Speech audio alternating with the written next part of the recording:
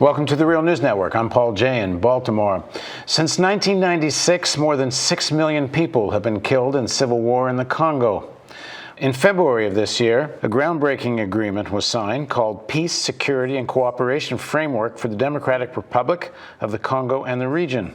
The agreement was signed in February by 11 African countries, including Angola, Burundi, Central African Republic, Republic of Congo, the Democratic Republic of Congo, Rwanda, South Africa, South Sudan, Uganda, Tanzania, and Zambia. On Wednesday, May 22nd, World Bank Group President Dr. Yong and United Nations Secretary General Ban Ki-moon will make a visit to the African Great Lakes region to show their support for this peace agreement and to push for economic development. Now joining us to talk about the peace agreement and the trip is Maurice Carney. He's the Executive Director and co-founder of Friends of the Congo, and he joins us now from Washington, D.C. Thanks for joining us again, Maurice. Yeah, it's good to be with you again, Paul.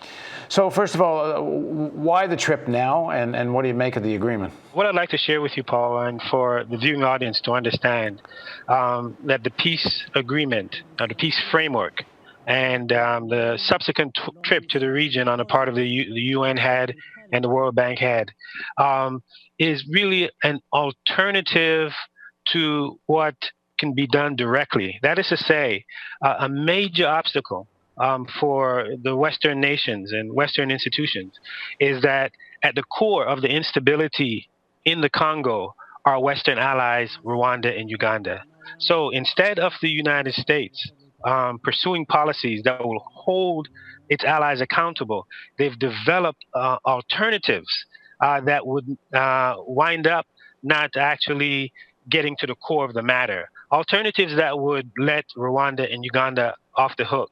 And this peace framework, as developed by the United Nations, represents this alternative, which is not the optimum way to bring about peace, stability in the region. So I wanted to make that clear. Well, hold on for a sec. I mean, wouldn't some people argue, perhaps the Obama administration might argue this, that this is better to have a regional framework? Why should the Americans be telling countries what to do or what not to do in Africa? Why shouldn't it be the region that sorts this out? Oh, no, absolutely. It's not a question of the Obama administration telling nations what to do or what not to do. It's a question of whether the Obama administration pursues policies, Paul, that support nations that are sponsoring war criminals in the Congo, that are destabilizing the Congo. It's a question of whether the Obama administration wants to continue to finance, continue to arm, continue to train, continue to provide diplomatic cover and run political interference on the part of Rwanda and Uganda, who are sponsoring and directing the instability in the region. So it's a question where you see the United States playing a direct support role to those who are destabilizing the region. Paul Kagame, the president of Rwanda, so he denies that Rwanda is playing this role in Congo, he says that this is Congolese can't sort out their own affairs, so they're blaming us. Listen, the evidence is overwhelming. Whether we talk about the 1997 Garrison report, or the 2001 to 2003, a series of 4 UN reports that said the Rwanda and Uganda, Paul Kagame and Yoweri Museveni are the godfathers of the looting of the Congo. Or we look at the 2010 UN mapping report that says Rwanda may have committed genocide in the Congo. If tried in front of a competent court, it could be determined that Rwanda committed genocide in the Congo. Or we look at the 2008 report by the United Nations group of experts that documented how Rwanda was supporting a then rebel leader in the Congo, Laurent Nkunda, that Rwanda subsequently put under house arrest in Rwanda. And then the 2012 report. There's just an abundance of evidence. There's little to no dispute about the role that Rwanda and Uganda have played. I mean, they've invaded the Congo twice, in 1996 and in 1998.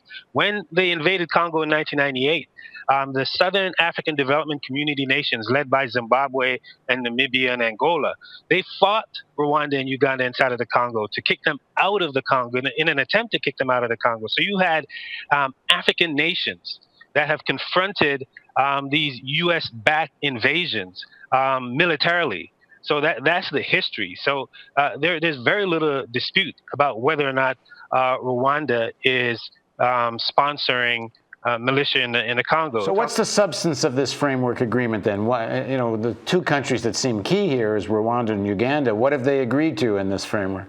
Well, a lot of the framework, what's in the framework, actually are proposals that came out of efforts that Rwanda and Uganda have put in place under what they call the International Conference on the Great Lakes region, which is the 9 countries that neighbor in the Congo, plus Kenya, that make up the International Conference in the Great Lakes region. And in an attempt to not hold Rwanda accountable for its intervention in the Congo, the International Conference on the Great Lakes region, chaired by Uganda, came up with much of this proposal. Even the Rapid Intervention Brigade, that's also a central part of this peace framework. That was something that came out of the International Conference in the Great Lakes region. So we see here that these proposals, the peace framework, and whatever the International Conference in the Great Lakes region have developed in the past, have skirted the issue of holding Rwanda accountable and delivering justice for the Congolese people. So we've seen this pattern, whether it's on the regional level or on the international level, the reluctance on the part of world leaders to hold Rwanda accountable for a whole host of reasons, many of which I've shared with you already. So why do you think the World Bank and the UN head are going now? I mean, why are they getting so involved in what you're saying is sort of a fig leaf process? They're getting involved now because there's been or they've been involved for a while, but they're getting involved at this juncture because there's been greater pressure put on the major players in the world to address this Congo crisis. And the pressure that's been put on has resulted in this alternative or less than viable proposal, we argue, that's been put on the table. So that's the reason why they're getting involved now, because of pressure. There's greater media attention. Human rights groups are speaking up more. Whatever is happening in the region now, like you're covering it on your broadcast outlet, Al Jazeera is covering it, others are covering it. So there's greater attention being shone on the region. And as a result of that, we see the role that the United States in particular, and United Kingdom, are playing in perpetuating the conflict through their support of their allies, Rwanda and Uganda. And one of the reasons why another reason why the World Bank in particular is getting engaged is because Rwanda is the darling of the West. The country really represents the beachhead of neoliberalism in the heart of Africa. So they want to preserve this neoliberal model. And that's why you see the World Bank coming in and talking about economic development. And the economic development they're talking about is firmly ensconced in this neoliberal approach. Where assets are privatized, where mining companies are given sweetheart deals, where the local population do not exercise any resource sovereignty over the enormous wealth that is there. So it is these policies that are being pushed by the UN and by the World Bank, and Rwanda is held up to the world as the model for the future of the region, and as Bill Clinton would probably say, the future of the African continent, where we see neoliberalism on full display, and Rwanda and Paul Kagame being at the forefront of this effort. So that doesn't go very well with holding Rwanda accountable for what's going on in the Congo, its support of rebel groups in the Congo. Oh, not at all. Not at all.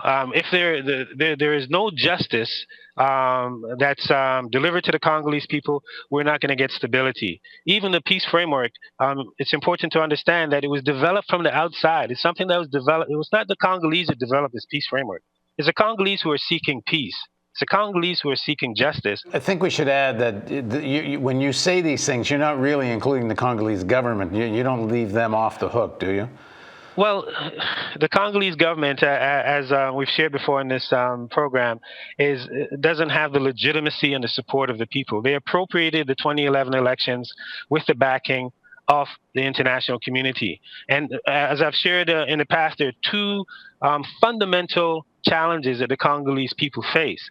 One is the intervention on the part of its neighbors, Rwanda and Uganda. And the second is an illegitimate regime in the form of Joseph Kabila's government that doesn't represent the interests of the Congolese people. So they're trapped in between these two forces, and they're fighting to extricate themselves from really what is a dictatorial network that's in the region.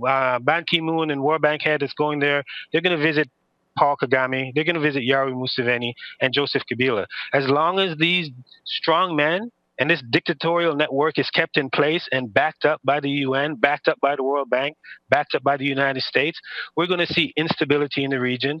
We're going to see dependency on the continue on the part of the Congolese people. We're going to see impoverishment maintain its same course, and we're going to see a situation where the Congolese people don't control their own affairs, where the Congolese people are not able to realize the benefits from the enormous wealth that they have in their country. All right, thanks for joining us, Maurice. All right, thank you. And thank you for joining us on the Real News Network.